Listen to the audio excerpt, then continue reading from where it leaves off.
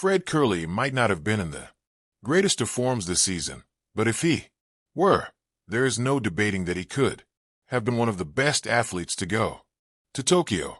But the 2022 world champion chose to sit out the USATF and thus skip Tokyo.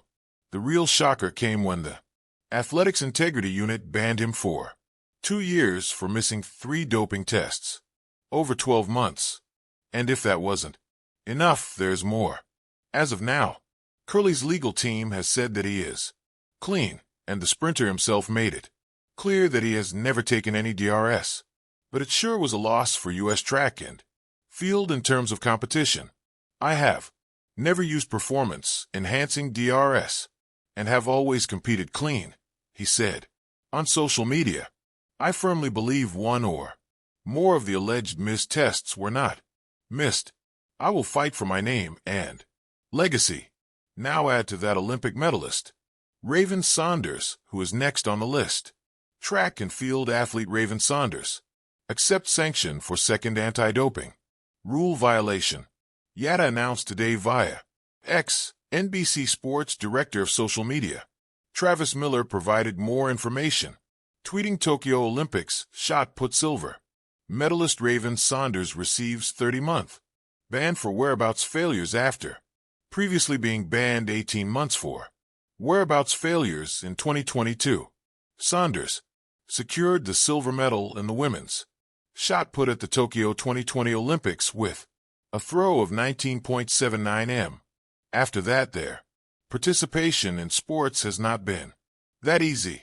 The 29-year-old was first banned for 18 months from August 2022 to February 2024 because of the same reasons whereabouts failures. These failures occurred on January 8th, May 26th, and August 15th, 2022 when Saunders missed scheduled doping tests. After serving the suspension, Saunders returned to competition in February 2024.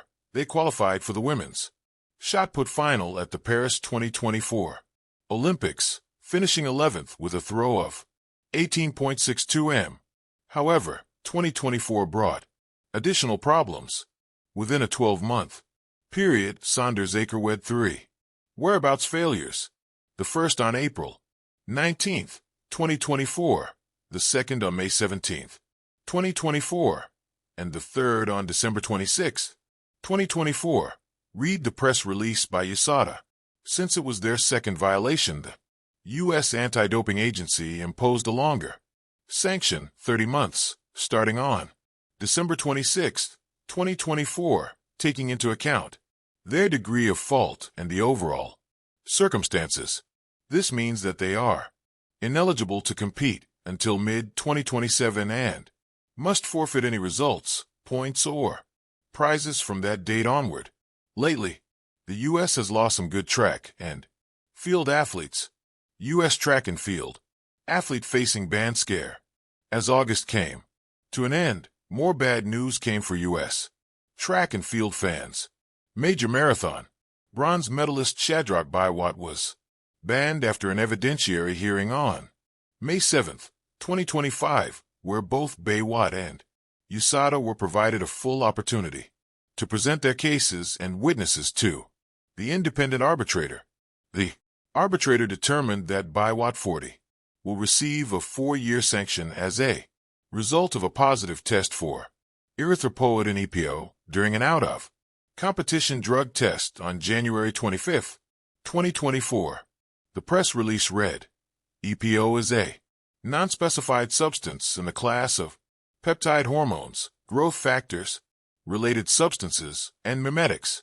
Baywatt's first urine test at the UCLA laboratory detected EPO, and subsequent blood testing at the SMRTL laboratory confirmed the result.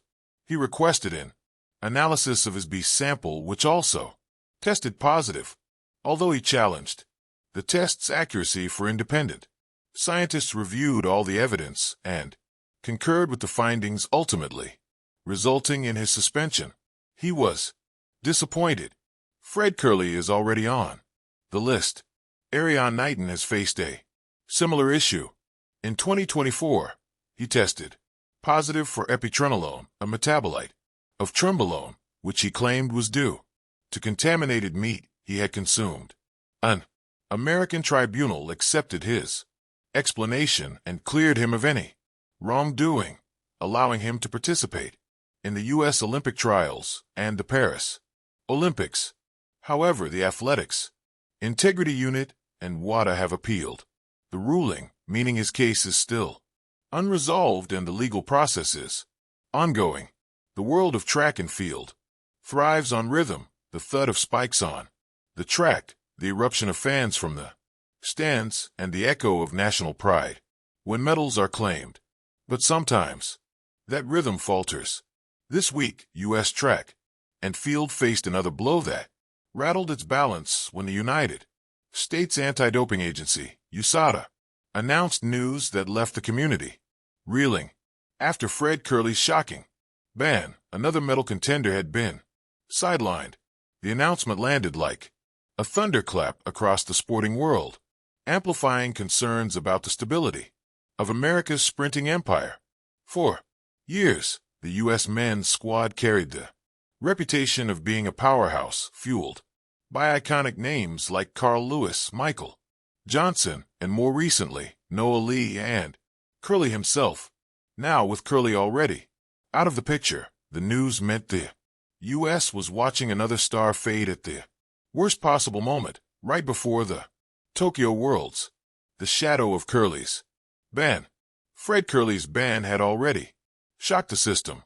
A 100-meter world champion, an Olympic silver medalist, and one of the fastest men alive, Curley was supposed to be the calm yet confident anchor of Team USA. His sudden removal created not only a gap in the relay teams, but also a ripple effect on morale. Young athletes who looked to Curley as a mentor suddenly found themselves questioning the foundation of trust in the sport. Now, with USADA's fresh announcement, it was as if the wound had been reopened. The exact details remained guarded at first, but whispers quickly filled the void.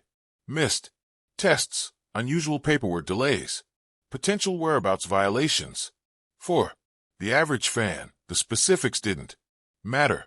What mattered was the gaping hole it left in America's medal hopes. A team under pressure. The United States had already been walking a tightrope at recent global championships, while Noah Lyles carried the torch with dazzling charisma and unmatched speed. The men's sprints had been under scrutiny. Gone were the days of automatic dominance. International stars like Lizelle Tabogo, Zarnell Hughes, and Oblique Seville had closed the gap, forcing the U.S. to fight harder for every win. The sudden absence of yet another medal contender meant that the burden fell heavier on those left standing. Noah Lyles, already balancing expectations across 3 events, now faced the weight of leading, not just as a star, but as the glue keeping the men's team from unraveling. Christian Coleman, the once disgraced sprinter who clawed his way back after his own battles with USADA, suddenly looked like the only seasoned backup in the 100m. His redemption arc gained new urgency. Rising stars like Courtney Lindsay and Kyrie King found themselves thrust into roles that had once historically plagued by drop batons, and chemistry issues were now scrambling to reconfigure strategies. Every substitution risked another stumble, another heartbreak on the global stage. The emotional fallout for the athletes. The news cut deeper than metal.